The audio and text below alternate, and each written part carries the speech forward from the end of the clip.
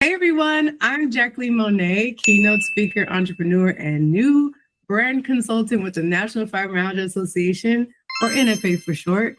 But most importantly, I am a fibromyalgia warrior and I'm a passionate advocate for self advocacy and awareness.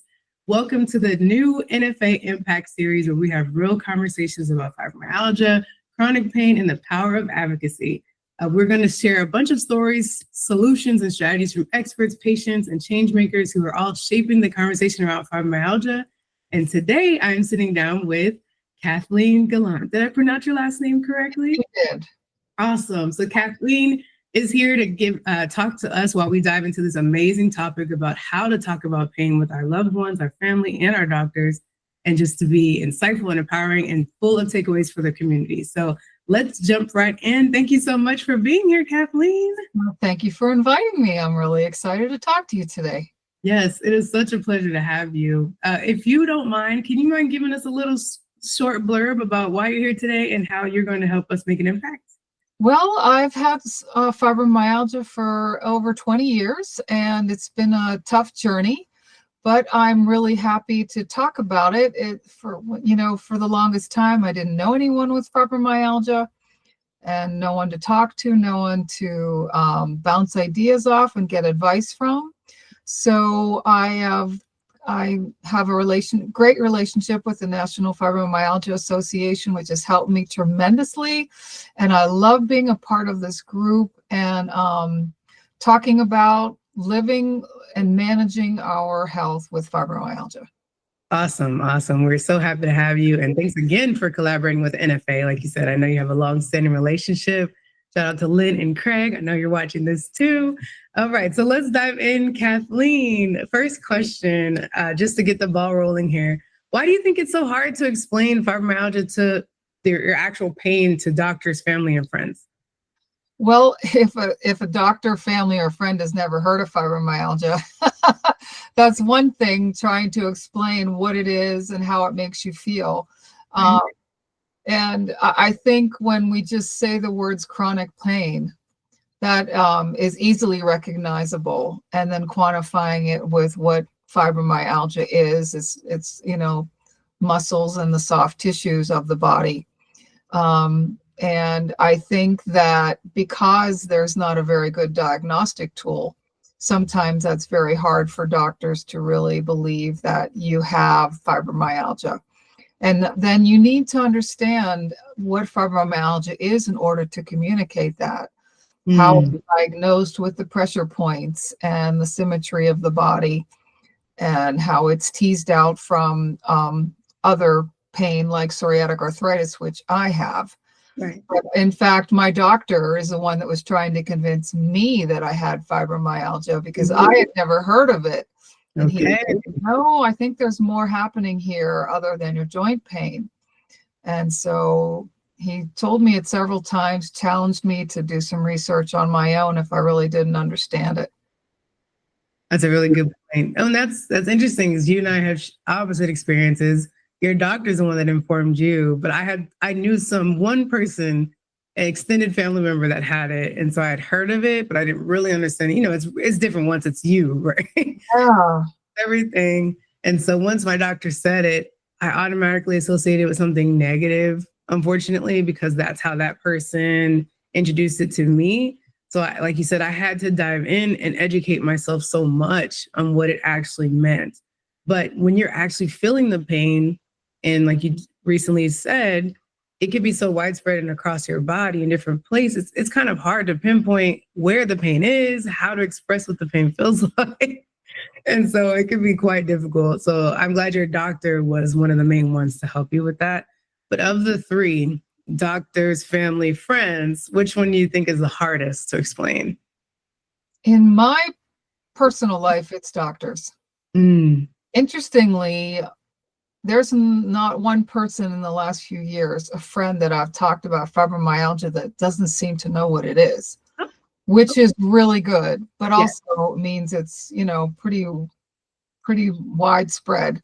But my family and my friends are very understanding. It's some doctors that I've run across that I know that they don't really know because they don't say anything.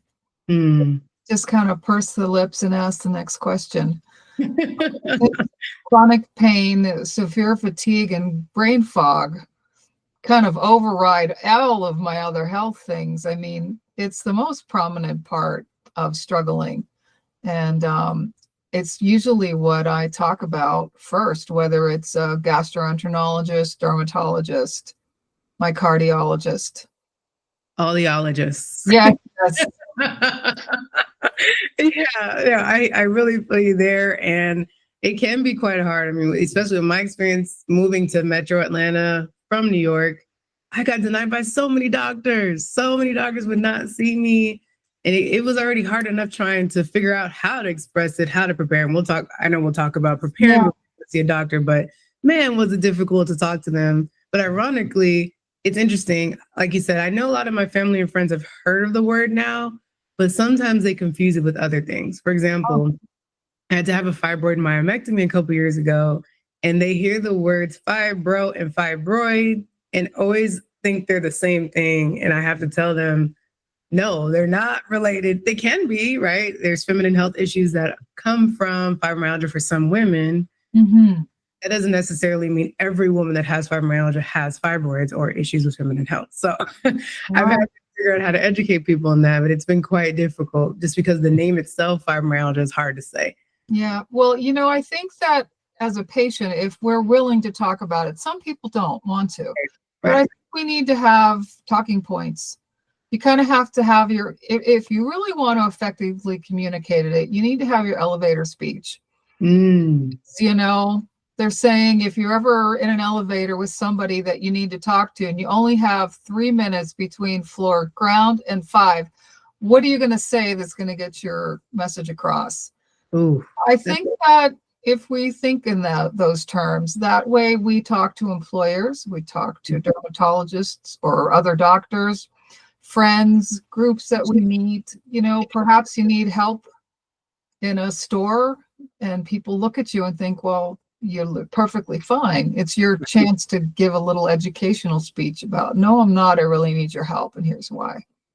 So you brought up a great point and segued us into the next one about effectively communicating your pain level. So how can you suggest someone do that without feeling dismissed by someone else? Well, that's tough because people are going to be like that sometimes regardless because you don't look sick. How often have we heard that? Oh, so many times. Everybody understands pain. Mm-hmm.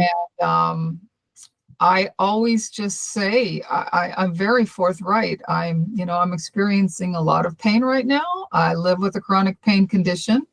And I think you just have to be very clear about that and that I have limitations. In fact, I've been complimented on saying, you know your limitations and you know when to say no. And a friend of mine said, I really respect that you can do that.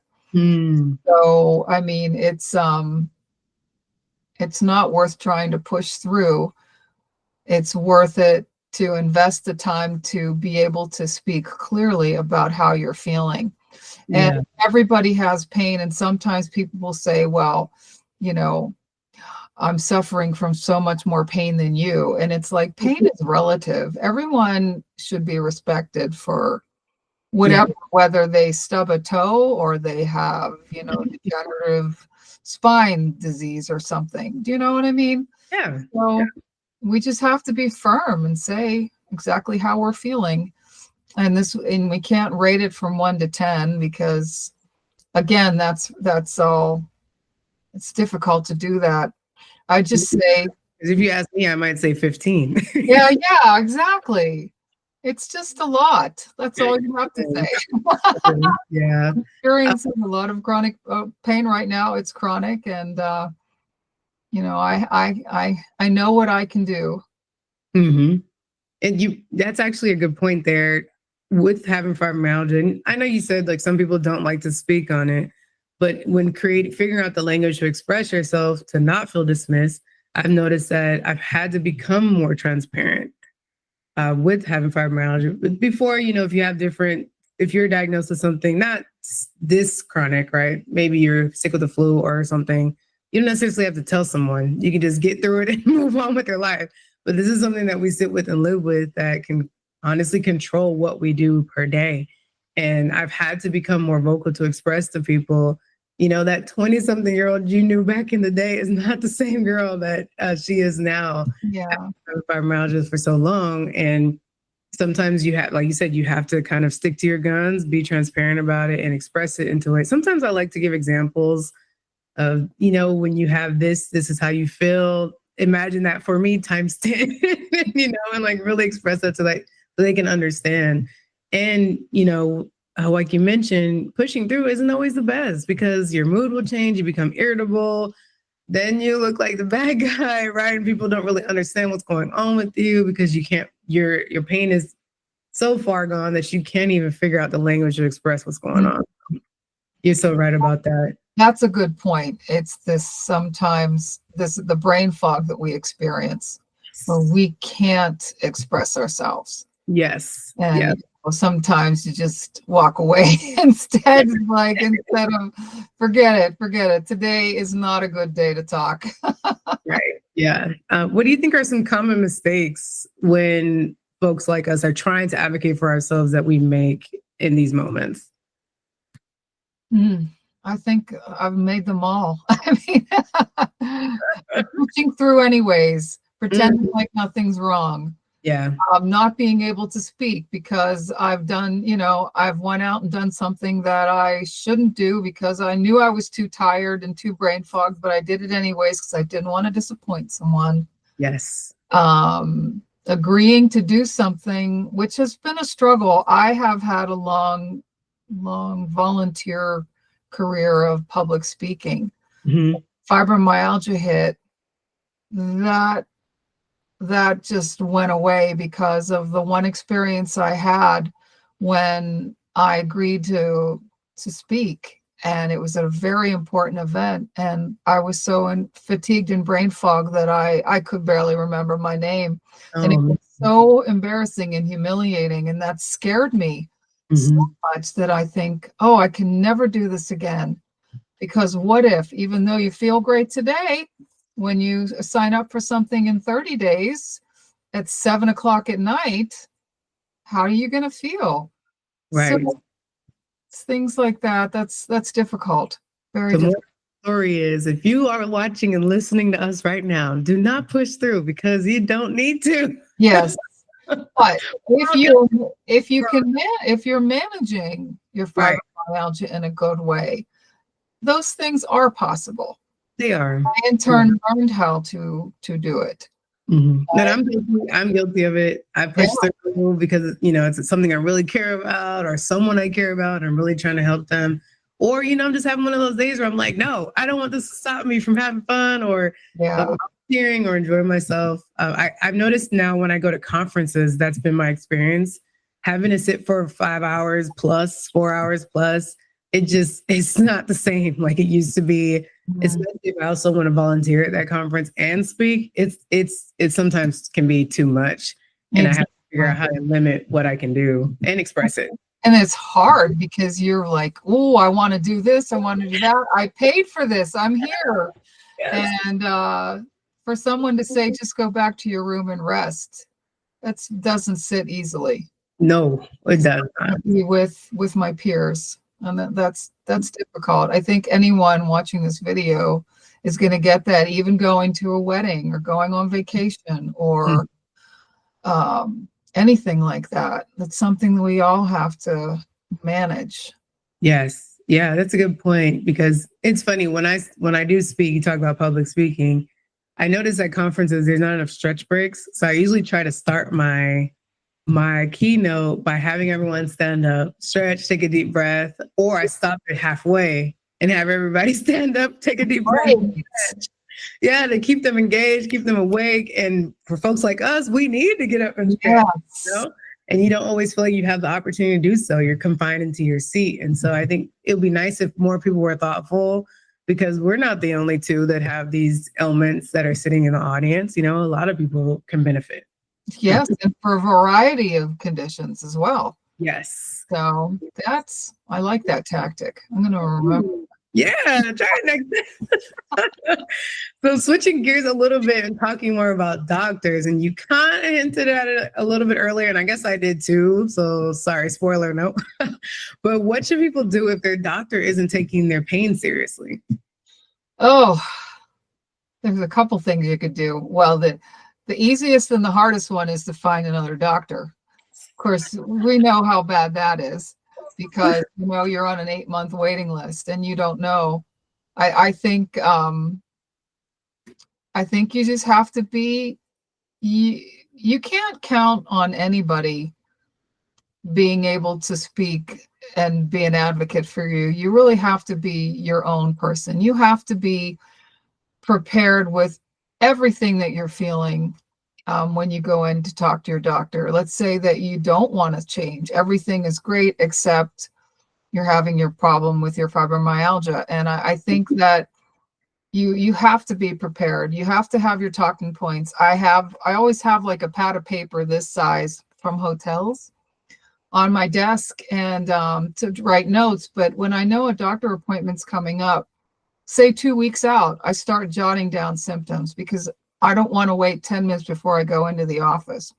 I want to know, I want to say, how am I sleeping? What am I having problems with? Everything I'm feeling, I put it on the paper. Then before I get to the doctor's office, I condense everything into my little book for bullet points so that when I go, I clearly know what I want to convey and what's the most important. And when you're sitting there waiting to be examined and you've got a pen and a book on your lap, they know that you are prepared. Yes. You have your points, which you want to discuss. And a lot of times doctor will say, did we go over everything on your list? Because it's clear you have a list. These are the things that I need to tell you. And I think even after you do that a couple times, if you're still not being heard, then maybe you do need to seek someone else, because this can't be dismissed. I mean, Right. this is your life. Yeah, seriously. And you can't just not be able to talk about it, not be taken seriously. I think that's your right. It's your body. You have to advocate for yourself. You have to be that person.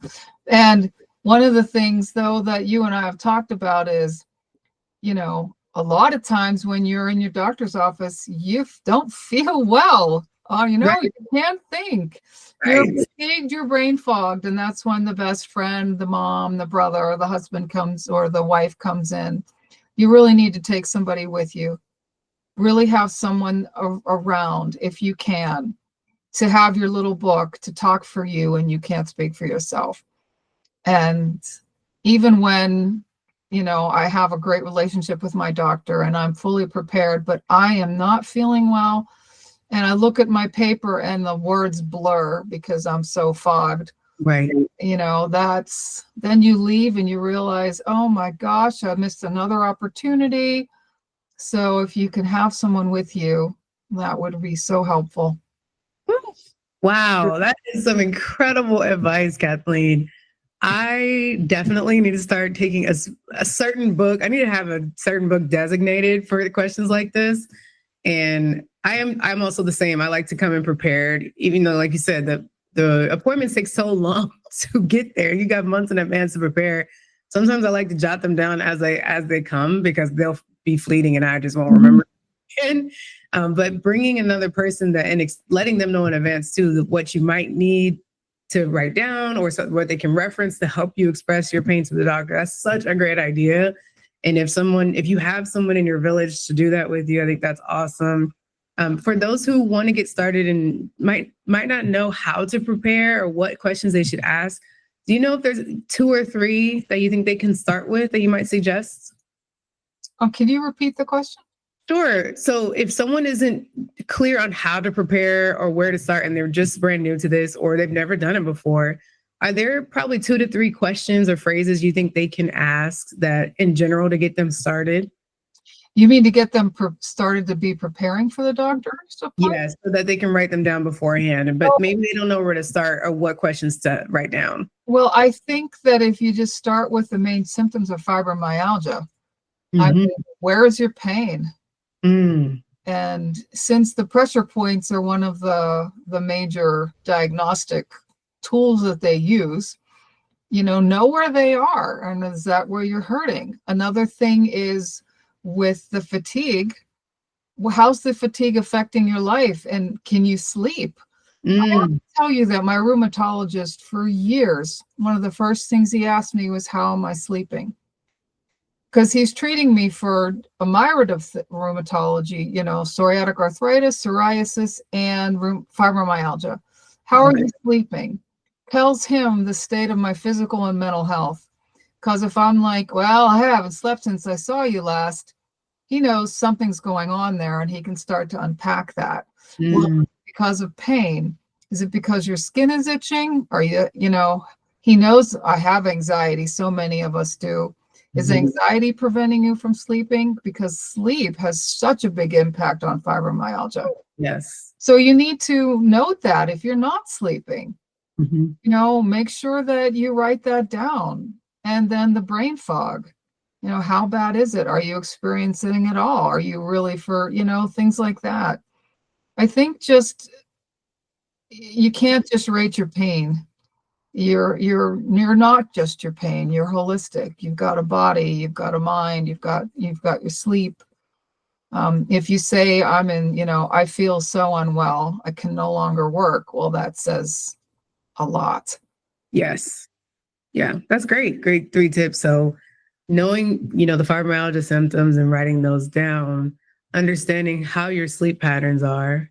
And what was that last one? I'm trying to think what you said. We could edit this. You said something really good. I'm trying to think. See, look, my brain fog. Anxiety? No. Oh, you did say brain fog. A brain fog. Yes. Okay. So I'll say that again. These are really good points you brought up. Learning about the fibromyalgia symptoms and writing down which ones you have, understanding your sleep patterns, and really assessing how your brain fog is in those current moments, actually before you saw the doctor. So those are great things to start with, to write down, and that can create a myriad of other things that you can write down. So thank you for that. That's awesome. Shifting gears back to friends and family, how do you think they can better support someone with fibromyalgia, especially when someone can't find the words to express what their pain is like and they can see that? How do you think they can better support someone in that moment? Well, I think it depends on how familiar they are, how long if you have, say you've come up with a new friend, you have to really start from scratch and explain how you feel. Right. Especially when that friend says, hey, do you want to go to a concert? It starts at 8:00.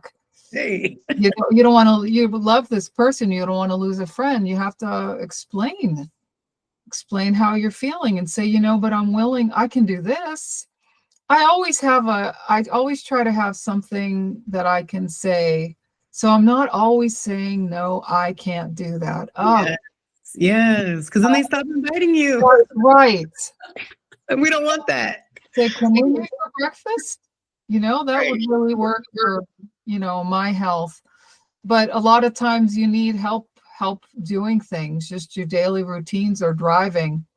And you just have to reach out and say, I need to go to the doctor's, or I need to go here, but I'm not feeling well.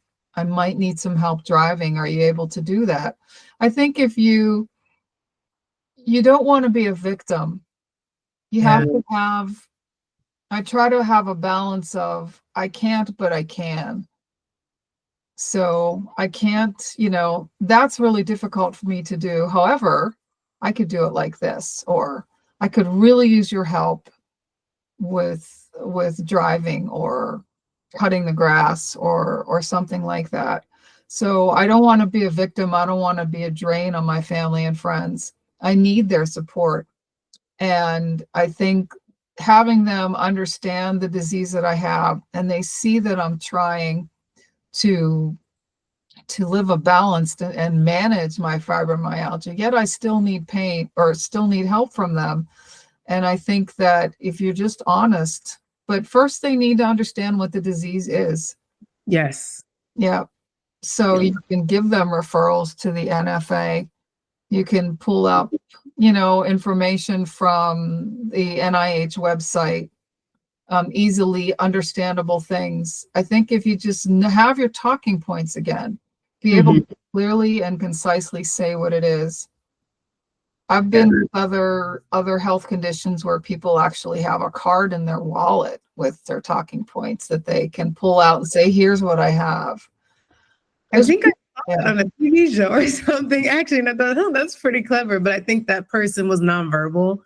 So, oh, you know what? Don't laugh. This was in the Joker movie. I just watched it. With Joaquin Phoenix. The Joker has a condition where he laughs and he can't stop laughing. And he can't express why. So he keeps a card in his pocket or his wallet and gives the person so they know, I'm not laughing at you. I have this condition. Yeah. I just saw that recently and was like, that's so interesting. So I guess people do that. I guess, yes, I know some for sure. Yeah. Wow. Very cool. I might need to do something like that too and just keep it on standby, keep it on my phone, Apple Wallet or something like that to express to people. Because even the word itself, we were like, fibromyalgia what? I actually gave a presentation called that. Fibromyalgia what? Oh, that's good. Understand. Yeah. What do you think some of the biggest misunderstandings are about our invisible pain? Ugh. You're like, where do I begin? That you don't have it. That you're lazy. That you're antisocial. Oh, that one. I have experienced that. That's terrible. Yeah. You're antisocial. You don't want to hang out with us. You don't want to do this with us. Come on. That hurts. That hurts a lot because you're sitting there by yourself feeling terrible and you know what's happening with your friends, with your group, that you can't be there. They're thinking, she just doesn't want to join us. And you're like, I want to be there. That is so hard. Yes, it is. Yeah, you're talking to a very big introvert, social butterfly here, and it has completely, I would say, fibromyalgia and quarantine. I've kind of shifted who I am as a person and how much I can exert when I go out and what I can do and the things I have to prepare myself for the type of outing that it is, right? Like maybe I need some more coffee right before I go or, something to get my energy up because I just hit a wave right before I left or my medicine I'm ready, right on my way there. I need my medication. So my pain is up, my energy is down. So there's just this whole mental battle we have to go through in order to prepare to be social. That I think people don't understand. Yeah, that's a really good point. And what's great is my best friend knows my face. We're out with club or doing something, and I'm silent for 45 minutes, and she looks at me and she's like, "We need to go." I'm like, "Thanks." That's such a good point. All of a sudden, it drops, from 60 to 0, and you can't. The pain sets in. You're tired. Everyone's doing stuff, and she just knows to look at me. She needs to leave, and I'm blessed to have someone that knows me well enough. Yes, I feel seen and heard right now, Kathleen. I feel so seen and heard because when, like you said, a new friend, they're not going to know that. But people closest to you, oh yeah, they know. They know the signals. They know the energy, your tone, the way you're acting, your body language. They can tell. And sometimes it can be hard for them to understand early on. But once you have years under your belt and these people have been around you, they're saying, have you taken your medicine? Should we leave? How are you feeling? Do you have fatigue? Like they know, like what symptoms. So that's such a good point. But, those of us who have fibromyalgia need to allow someone to get that close to us. Yeah. Know what's going on. I know sometimes people want to isolate and do it alone, but not sometimes. We definitely need, even if it's just one person in our corner to just help us understand how to express it to the world, because sometimes, we just can't do it on our own, and they can flip around those misunderstandings about our invisible pain because they've been around it to actually see it and witness it. So that's a great point. And I was asked to join a group in where I live, and I really wanted to be a part of it, but I thought, I can't do it. I'm too tired. I'm in too much pain. How can I possibly manage that? So I said those words. I said, I really want to be a part of this, but I can't do things at night. I can't do anything heavy. If you're planning an event, I can't bring anything. I can show up at the beginning. I can help for the first hour, but then I'm done. But here's what I'm willing to do. So that's the friend that said, it's great you know your limitations, and we know your limitations. So we know what we can count on you for. So when I show up, I'm there. I help out for the first hour, and then my energy drops. I just, I look, I don't want to interrupt. I'm like, I gotta go. And they're like, bye. And I leave, and this thing goes on. Yeah. So I'm living and I'm participating in something socially, but it's within my boundaries. And because I communicated that from the get-go, there was no misunderstandings, no disappointed. Where did she go? How come she didn't stay? Why didn't she clean up? Everybody knows I'm giving all that I can. And I have to remember those limitations. Yes. So now I've been with this group for 4 years, and if I had backed away out of fear because of my health, like I wanted to, I wouldn't have this. So it was worth going out on that limb and just being straight up and saying, this is the situation, but here's what I can do. That's such a good point. And the added boundary on top of that. I need to do better. I do communicate in advance. I've learned that through past mistakes, right? I'm trying to push myself too far. But there are times I notice that even though I tell them up front and everyone's expecting me to go, I'm enjoying myself so much that I say, maybe I can just stay a little longer. Maybe I can just sit in a chair over here. Maybe I can. And it's just the next day I'm flared up and I said, I should have left when I said I was going to, So communicating is one thing, but sticking to your boundaries is another. But you get another chance to do it again, because you'll have another opportunity, and maybe that time you'll be able to be like, I gotta go. Right. Do it. You might stay and say, well, it's worth it. Yeah. And those moments have happened too. Actually, I think that my last experience of that was a volunteer experience for Martin Luther King Day in Atlanta at City Hall. It was awesome, incredible. They had the table set up everywhere where we created hygiene packs for hungry and unhoused. And it was just such a great experience. I couldn't leave. The energy, the buzz, that the organization had just when you walked in the door, I was like, it's worth it. This was so worth to push through the pain. And especially being in the birthplace of Martin Luther King and experiencing that, I was like, okay, I got to stay here. This might never happen again, That's an experience you'll never forget. So that one, it was worth it. Right, exactly. That one was, but we do know the ones that were not. We know those too. Shifting a little bit back into medical talk, have you seen shifts in how the medical community, have you seen how shifts in the medical community, how they view fibromyalgia over the years? That's a hard question because in my experience, I think I want to say a little bit yes, but a little bit no. How strange is that? I am more aware of fibromyalgia through being involved with the NFA. And so therefore, I am more aware of the research that's going on and the specialists that are looking into chronic pain. And so in that way, yes, but I attended a rheumatology conference last November. There was little to nothing about fibromyalgia. Really? And I was very disappointed. I mean, there was not one headliner about that. And I thought, well, what the heck? Insane. So Yeah, that's because why I say yes and no. underneath, they always classify us under rheumatology. So that Yeah. is really, wow, that's really disappointing to hear. Yeah. So there was, yeah, I combed the program looking for it so that I could attend a session.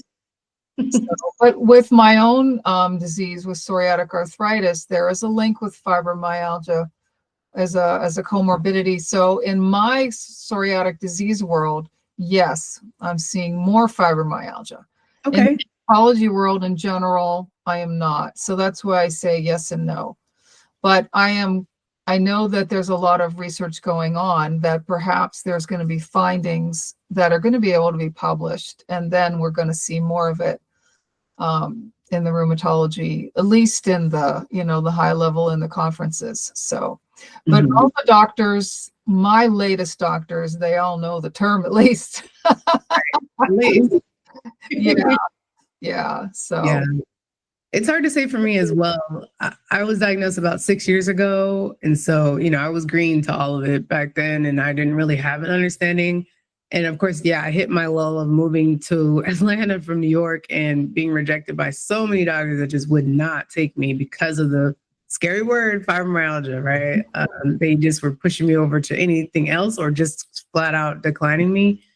And now, luckily, like you kind of said earlier, I had to fire my entire medical team because my doctors just weren't listening to me about my pain, unfortunately, which is the first time I ever did something like that. But now that I've found new rheumatologists, new primary care, new medical team that really is listening and paying attention to my needs. Oh, they're constantly giving me new ideas, new treatment ideas, new plans, and also a lot of natural options, which is great. And I didn't feel like I was hearing that before a few years back.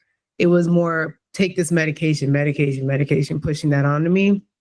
But now I have seen a shift in more natural, holistic approaches, which I think is really great. And yes. also from a social media perspective, I do hear and see more conversation about fibromyalgia.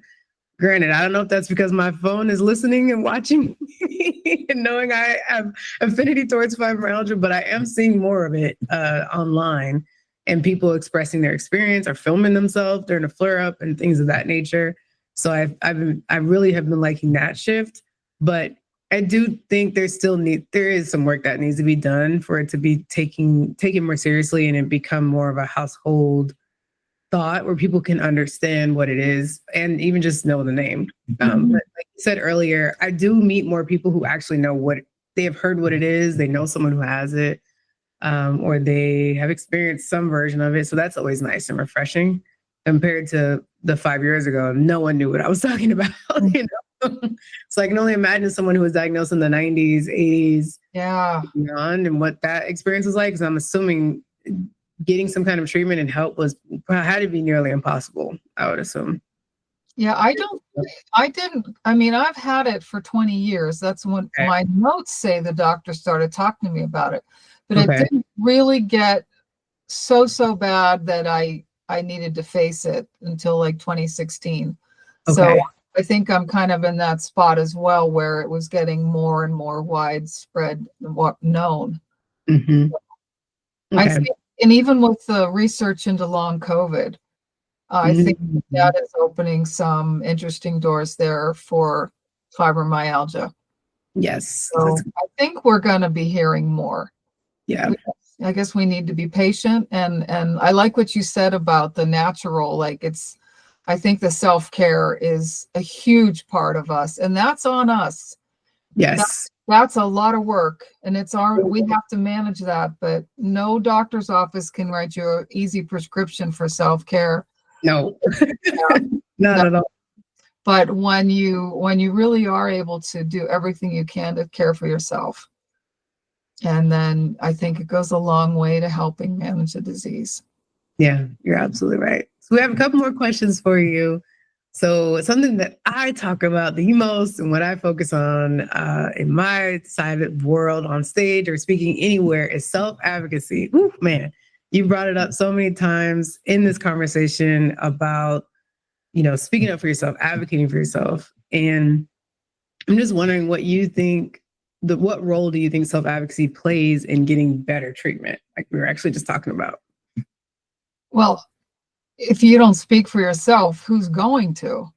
If you don't advocate, I mean, advocate doesn't have to be someone in a suit that goes to Capitol Hill and talks to policymakers. Right. No, you have to, an advocate is, you have to speak up for yourself. Or you have to have someone that is close to you that can speak for you if you can't. Yes, on your behalf. If you have to. You can't assume that anybody has any idea how you're feeling and what you're going through. Mm-hmm. You have to be able to speak about it. So you have to have, like I've said before, you have to have your talking points. Mm-hmm. You have to write down or be familiar and confident about what you're going to say and how you're feeling. Yeah. You truly hit the nail on the head there. Self-advocacy can be scary. Sometimes speaking up can be scary, but like you just mentioned, in order to feel confident, preparation is key. So your talking points, researching ahead of time, planning your questions, and being able to confidently speak up, ask your questions, and say what you need to say goes such a long way with your treatment. Also saying, hey, the treatment you prescribed is giving me this side effect, or I don't like how it's making me feel, or it's not working. Like you have to speak up and say it rather than just say, oh, the doctor said do it, so I'll just continue it. No. Yeah.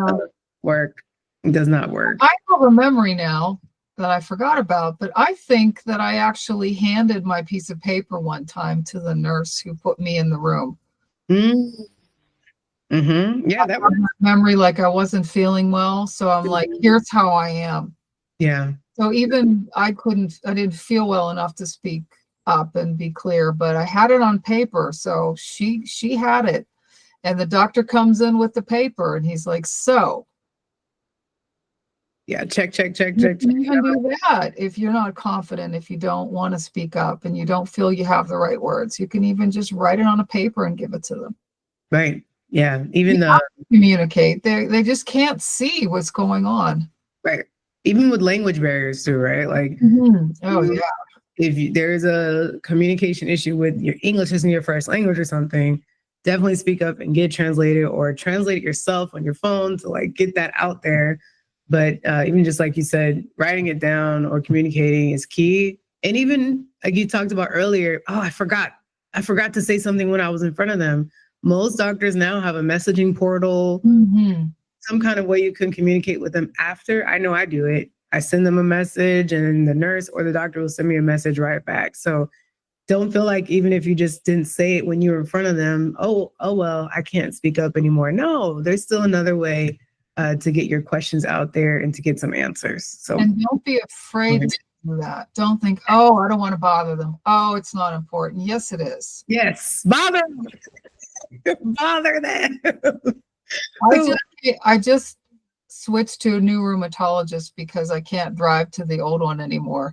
Okay. But I didn't switch yet. I mean, at the time I hadn't formally switched. I had all my questions and everything. And I said at the end of, I think I was in there 45 minutes. I said, well, the interview is over.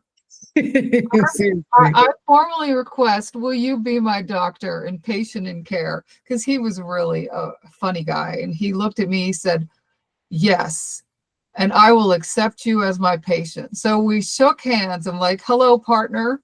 I love that. Maybe he might need to be one of those doctors we add to the good doctor list for the NFA for folks to reach out, because those are always great, especially one with great bedside manner and humor to lighten, the experience that you're already dealing with. That's important to me too. I love that. That's awesome. Blessed with both my rheumatologists, my old and the new. They're both new fibromyalgia. So I'm lucky there. Yeah, you are. So last question. What is one practical step someone can take today to improve how they talk about their pain? Okay, this is a good question because, especially with brain fog, how do you talk about your pain? And I just want to tell you that earlier in the week, getting ready for this call, I actually looked it up online.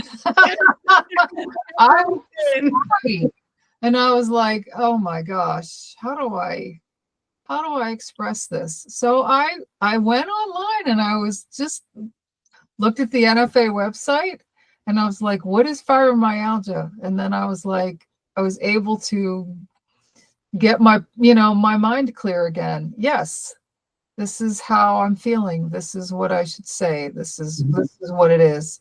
So even if you've had it for a long time and you're well educated and you understand, just just write it down. Get your points in a row. Get your words right. And if you're having trouble with words, which I often do, look and see what someone else's wrote. And like, those words are my words, not word for word, but the key points. And that's what you could do. I mean, don't put the pressure on yourself that you have to have all this memorized all the time. Oh yeah, no way. No way. We're not an actor giving a monologue on stage. No. We need some help. I know some people who are so eloquent and they can and that's not me. Mm-hmm. I mean, probably my younger self without fibromyalgia, sure, but now, no. No, I need help. Yeah, well, thank you so much. That was such a great response. This was an incredible conversation. Huge, huge, huge thank you so much to you, Kathleen, for sharing your insights, your experiences, and expertise with us today. This is incredible. So thank you so much. Well, it was an honor to be on your call, Jacqueline, and to have this conversation. I really enjoyed it. And it's just great being able to see the face and talk to someone else that knows exactly what I'm going through. Yes. Yes. I know this is definitely going to resonate with so many people in our community. It's definitely resonating with me. And I know I was part of it, but I'm a little biased. I think it's going to be great. Me too. And for those of you who are watching, if you found value in this conversation, please be sure to check out our full article that's accompanying this video in the NFA newsletter, on the NFA website, and on the Facebook page. We're definitely going to make sure we continue these important discussions to create impact. So stay tuned for more episodes featuring inspiring voices like Kathleen and powerful stories. Just remember, your voice matters, your experience matters, your pain matters. And together, we're going to continue to bring awareness to advocate, to have a better understanding for all of our fibromyalgia and chronic pain warriors everywhere. Thank you so much for watching. For next time, keep advocating and take care of yourself. Bye. Bye. Thank you so much, Kathleen. Oh, this was fun.